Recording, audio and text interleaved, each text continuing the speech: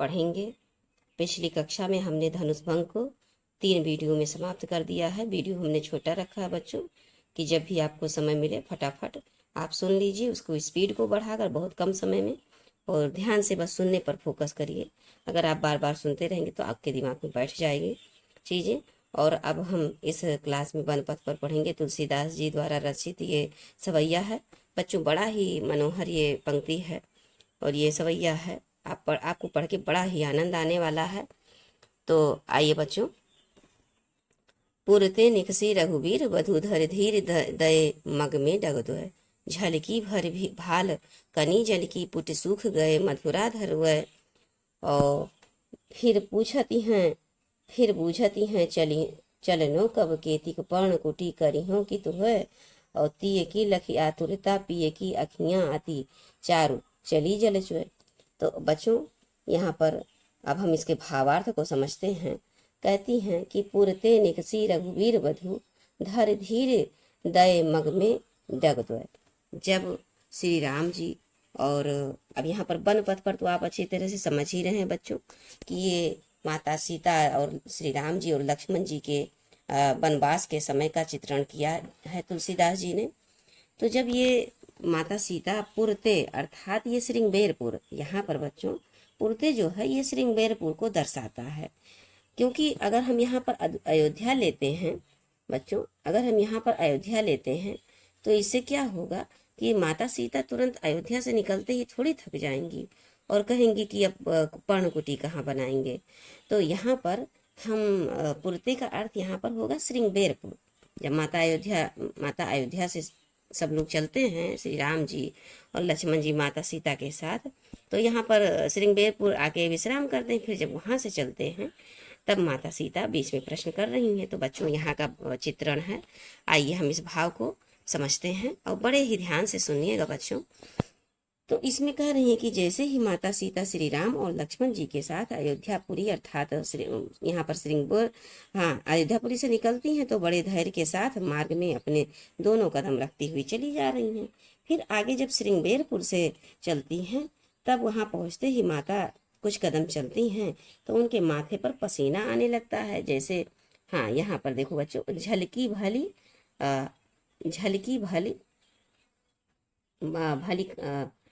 झलकी भरी भाल कनी जल की, तो उनके माथे पर पसीना आने लगता है और उनके मीठे जो मधुर मुलायम कमल की कली के समान जो होठ हैं वो सूखने लगते हैं।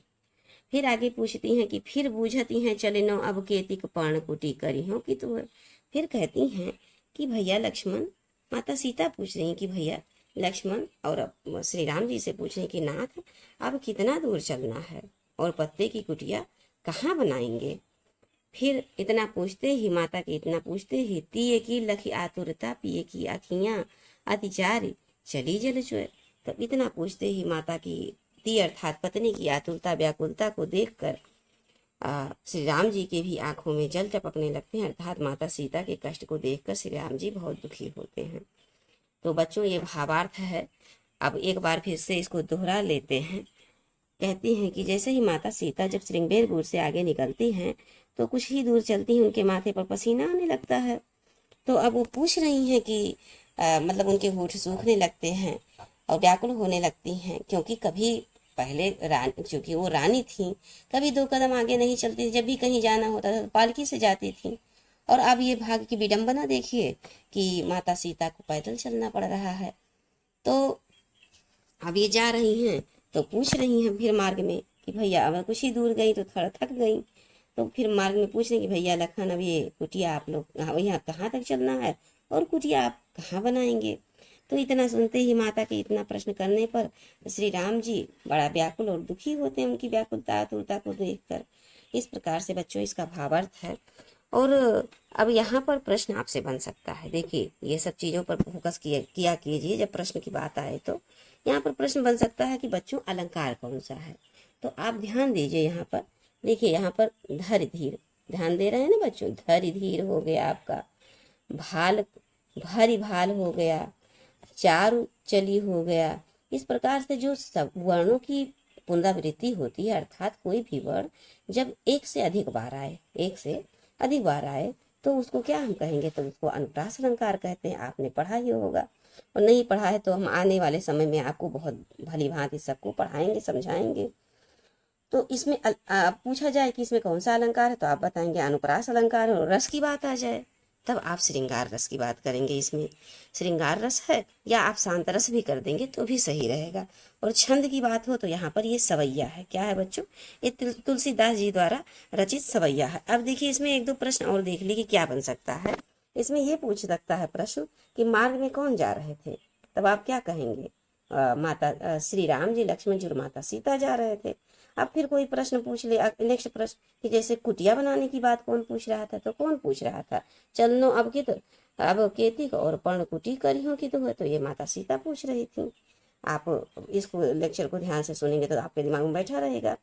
फिर अब ये भी प्रश्न पूछ सकता है इसमें कि सब तीनों कहाँ से निकले थे, श्री राम जी, लक्ष्मण जी और माता सीता, तो आप बताएंगे कि श्रृंगबेरपुर से निकले थे, या आप अयोध्या भी कह सकते हैं, क्योंकि सबसे पहले तो वह अयोध्या से ही निकले हैं ना बच्चों। अब आइए हम नेक्स्ट पंक्ति को, सवैये को पढ़ते हैं, फिर उसके भावार्थ को देखते हैं। तो देखिए, जल को गए लक्ष्मण है लरिका, परिखो पिए छाह घरी हो ठाड़े, पूछी पसेऊ बयार करो, अरु पाए पखारियों भूभुर डाढ़े, तुलसी रघुवीर प्रियाश्रम जान के बैठ विलम्ब लो कंटक काढ़े, और जान की नाह को नेह लख्यो पुल को तनु, और बारी बिलोचन बाढ़े। अब यहाँ पर देखिए बच्चों क्या कह रही हैं माता जी, क्या कह रही, माता सीता कह रही हैं लक्ष्मण जी कहीं पानी लेने गए हैं, तब अब माता सीता कह रही हैं कि जल को गए लखन है लड़का, हे नाथ, हे प्रिय, जो लखन भैया लखन हैं, या देवर कह लीजिए बच्चों, लड़का माने यहाँ पर आप देवर भी कह सकते हैं, और क्या कहते हैं लड़का भी कह सकते हैं। तो परीखो पिए, तब हे प्रियतम परीक्षा कर लीजिए, थोड़ा सा इंतजार कर लीजिए। छाह घड़ी के हुए ठाड़े, और घड़ी माने कि घड़ी धन इक, मतलब एक घड़ी, एक माने एक घड़ी, घड़ी एक घड़ी कहीं थोड़ा खड़े हो जाइए छाह में। फिर आगे कह रही हैं कि पूछी पसेऊं बयार करो, और पाए पखारियों भूभुर डाढ़े, और कहती हैं कि आपके पसीने को पूछ दूं, थोड़ा बयार कर दूं, और आपके पाए को पखार दूं, जैसे जो गरम गरम बालू में आप खड़े थे तो थोड़ा डाढ़े हो जाइए, और आपके पाँव को पखार दूं, मतलब जल से पैर को धुल दूं। तब आगे तुलसीदास जी कह रहे हैं कि तुलसी रघुवीर प्रिया श्रम जान के बैठ विलम्ब लव कंटक काढ़े। अब तुलसीदास जी कह रहे हैं कि आगे रघुनाथ जी, श्री राम जी, माता सीता, प्रिया अर्थात माता सीता के श्रम अर्थात थके हुए, मतलब वो थकी हुई है, श्रम अर्थात थकी हुई, जान कर समझ कर, और वो बैठ गए विलम्ब तक है, एक घड़ी का है भैया, एक दो घड़ी चार घड़ी बैठते हैं, और विलम्ब देर तक बैठ गए, और लव कंटक काढ़े, और उनके क्या कह रहे हैं कांटे को निकालने लगे, कांटे को। फिर आगे यहाँ पर फिर जानकी जी के भाव को व्यक्त करते हैं तुलसीदास जी, जानकी नेह को नेह लख्यो, जानकी नाह को नेह लख्यो, और पुल को तनुबारी विलोचन बाढ़े। तो अब आगे जानकी माता अपने नाथ अर्थात श्री राम जी के प्रेम को लखती हैं, सोचती हैं, अपने मन में देखती हैं, अनुभव करती हैं, तो उनके तनु अर्थात शरीर, तनु का मतलब होता है बच्चों शरीर, और पुल को पुलकित हो जाता है उनका शरीर, और बारी विलोचन बाढ़े, बारी माने जल, विलोचन बाढ़े अर्थात उनके नयनों में जल बढ़ जाते हैं, अर्थात आंसू निकलने लगते हैं, किसके, माता सीता के।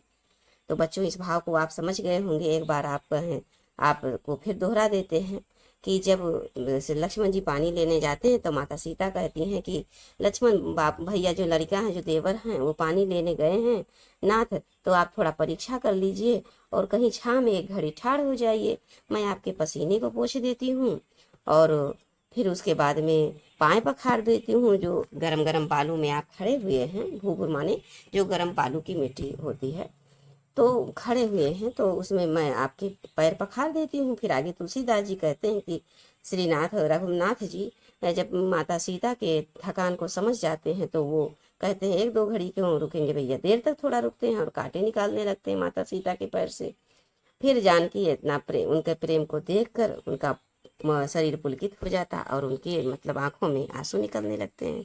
बच्चों ये भावार्थ आपको बहुत अच्छे समझ में आ रहा होगा। तो अब हम नेक्स्ट सवैये पे चलते हैं। अब यहाँ पर देखिए, हाँ बच्चों, अब देखिए जैसे माता सीता और श्री राम जी लक्ष्मण जी आगे बढ़ रहे हैं जब, तो मार्ग में कुछ गांव ग्राम पड़ते हैं, तो वहाँ की कुछ नारी मतलब बधुएं होती हैं, नगर बधुएं नारियां होती हैं। तो अब चूंकि ये पूरे आसपास सब फैल ही गया था कि माता कैकेयी ने श्री राम जी को वनवास दे दिया है, तो ये लोग जान ही रही थी। तो जब इनको देख रही हैं तब देखिए ये आपस में क्या बात कर रही हैं नगर की बधुएं। बच्चों, रानी में जानी अजानी महापविपाहन होते कठोर हियो है, राजहु काज अकाज न जानो, कहियो तिये को निज जिन कान कियो है, ऐसी मनोहर मूरत ये बिछुरे कैसे प्रीतम लोग जियो है, और आखिन में सखी राखिबे जोग इन्हें किम के वनवास दियो है। अब आगे ये रानियां आपस में बात करती हैं कि रानी मैं जानती हूँ, आपस में ही बात करती हैं कि हे सखी, वो जो रानी कैकेयी है ना, बड़ा ही अज्ञानी है, महाअज्ञानी है। उनका हृदय जो है जो पत्थर के समान वज्र और कठोर है। उनका हृदय जो है पत्थर के समान कठोर है। पाहन अर्थात, यहाँ पाहन अर्थात पत्थर, पवि कठोर है, हियो माने हृदय। और वो कोई ऐसे सुकुमारी बहू को वन भेजता है क्या, ऐसे आपस में नगर बधुएं बात कर रही हैं। फिर कह रही हैं कि राजहु काज अकाज कियो, फिर कह रही हैं कि राजहु काज अकाज कियो। यहाँ पर कहियो तिये को जिन कान कियो है, तो राजा भी, फिर आगे कहती हैं वो लोग कि देखिए राजा को देखिए, वो भी काज अकाज कछु भी नहीं समझ पा रहे हैं, और पत्नी ने जो कहा वही कह रहे हैं, अर्थात पत्नी का कहा मान रहे हैं। ऐसी मनोहर, फिर इस आगे बोलती है कि ऐसी मनोहर मूरत ये बिछुरे कैसे प्रीतम लोग जियो है। फिर आगे कहते हैं कि इतनी मनमोहक मूर्ति, इतने सुंदर, इसने कोमल, इनके तीनों लोकों में, इनके समान तीनों लोकों में कोई सुंदर छवि नहीं देखी जा रही है, नहीं मिल रही है। और इनके बिछुड़ने पर जो इनसे अत्यधिक प्रेम कर रहे थे प्रीतम लोग, कैसे प्रीतम लोग अर्थात इनसे जो अत्यधिक प्रेम कर रहे थे, वो इनसे बिछुड़ के कैसे जिएंगे। फिर आगे कहती हैं नगर बधुएं कि आखिर में सखी राख बेजोग इन्हें किम कै बनवास दियो है। फिर आगे बधुएं कहती हैं कि अरे हे सखी, ये तो आंखों में बसा कर रखने वाले रखने के योग्य हैं, इन्हें किस कारण से वनवास दे दिया गया है। बच्चों, ये पंक्ति आपको समझ में आई होगी, एक बार फिर दोहरा लेते हैं। यहाँ पर नगर बधुएं आपस में बात कर रही हैं कि रानी जो कैकेयी है महाज्ञानी है, और उनका जो हृदय है पत्थर के समान कठोर है, और राजा भी काज अकाज कुछ समझ नहीं पा रहे हैं, और पत्नी के ही कहने को मान रहे हैं, जो पत्नी कह रही है वही कर रहे हैं। और ऐसी जो सुंदर मनोहर मूर्ति है, इनसे जो इनके प्रियतम है बिछुड़ कर कैसे जिए होंगे।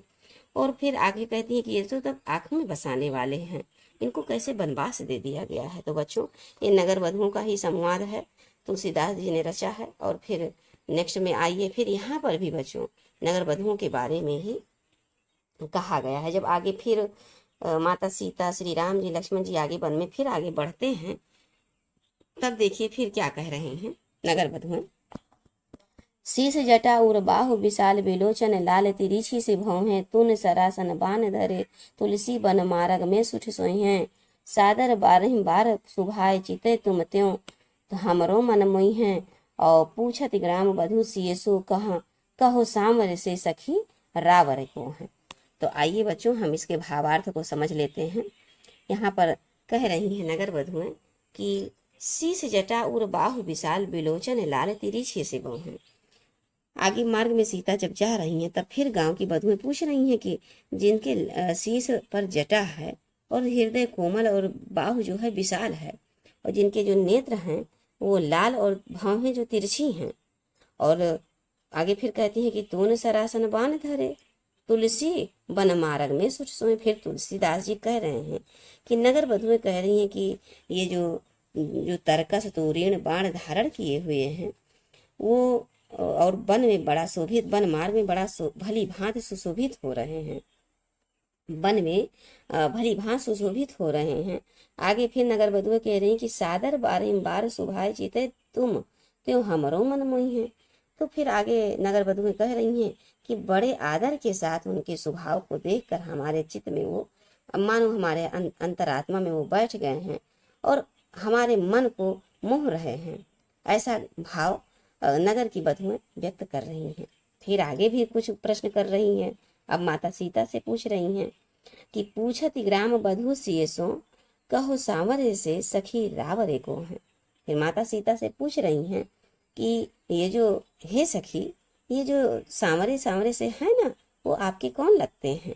ऐसा माता सीता से प्रश्न कर रही हैं।